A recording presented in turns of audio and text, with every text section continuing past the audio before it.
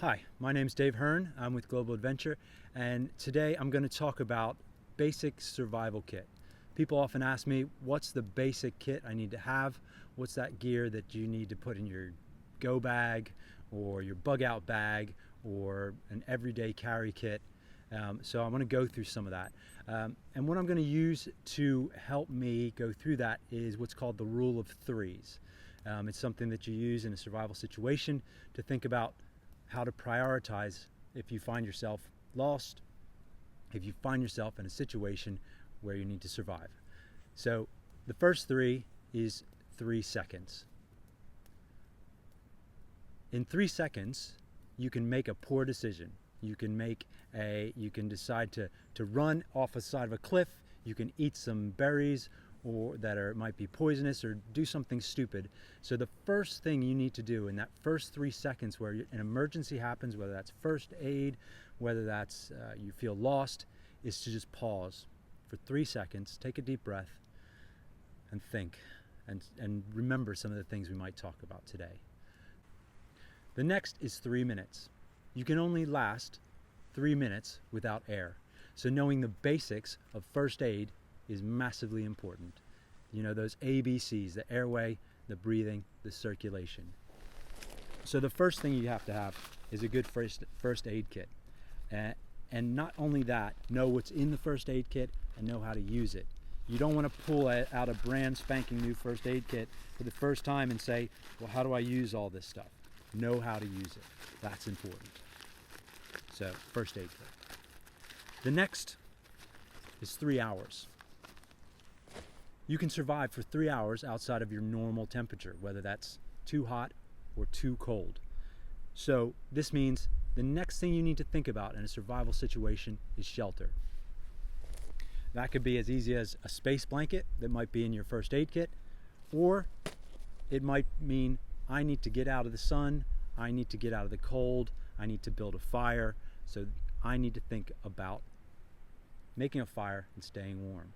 So you think, fire, matches, great.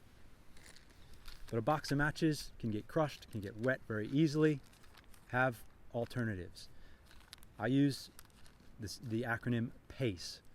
Always have a primary, an alternate, a contingency, and an emergency. So the primary, I'm going to be smart. I'm going to use a lighter. My alternate, maybe some matches.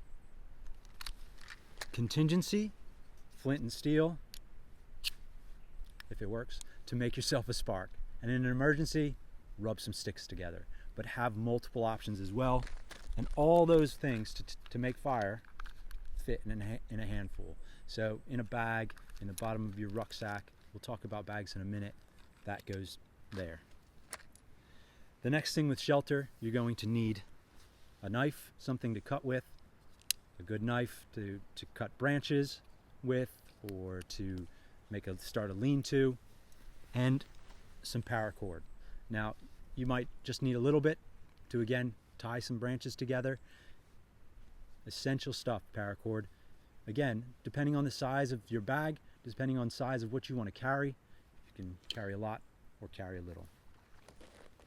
And if you have room, if you have a lot of room, go ahead, buy a little tarp. That's a perfect shelter. If you have a go bag or a bug out bag, put a tarp in it.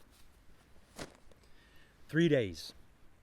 We need water to live. It's, our cells thrive on it. It's everything about us. We need water. So water's the next thing we need to think about. How are we going to get water? Again, have multiple options. Maybe that's little water purification tablets. Perhaps that's a water filter. Big old thing, again, depending on the size of what you have. You can boil water. If you have a fire, you can even create a filter using moss and sand and charcoal. But again, that's another video. So water, 3 weeks. We can survive 3 weeks or more without food.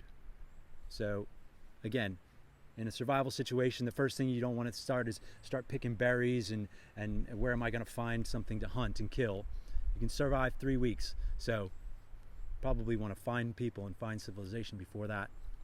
But again, a knife is handy if you're gonna, you want to lash it to a stick to make a spear to fish with, or to you know, just go feral and grab a pig with out in the wilderness if you're that good. But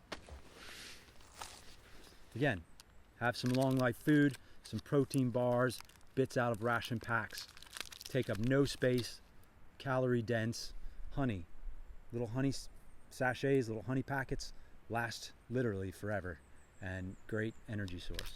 Okay, so that's food. So finally, this is an interesting one that I've just learned about. 3 months. We can survive 3 months without companionship. That's what they say.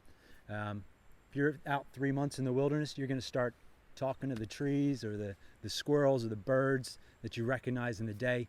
We need people. We need companionship.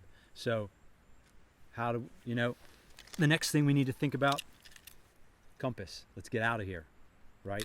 Let's find a way to get out of here. A whistle, a good survival whistle, always carry with you. Find people, and so people can find you.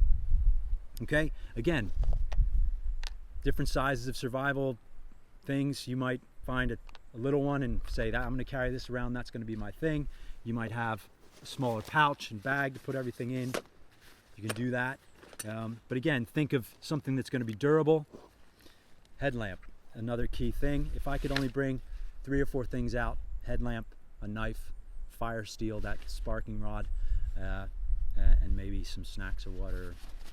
So some basics. But again, all of that, even some of the bigger things.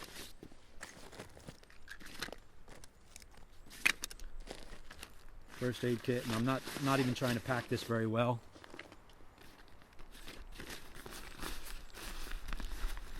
Fit in a space that big, right? So that's for waterproofing it. That's for a bit, you know, ruggedness, and that's sort of the basics right there.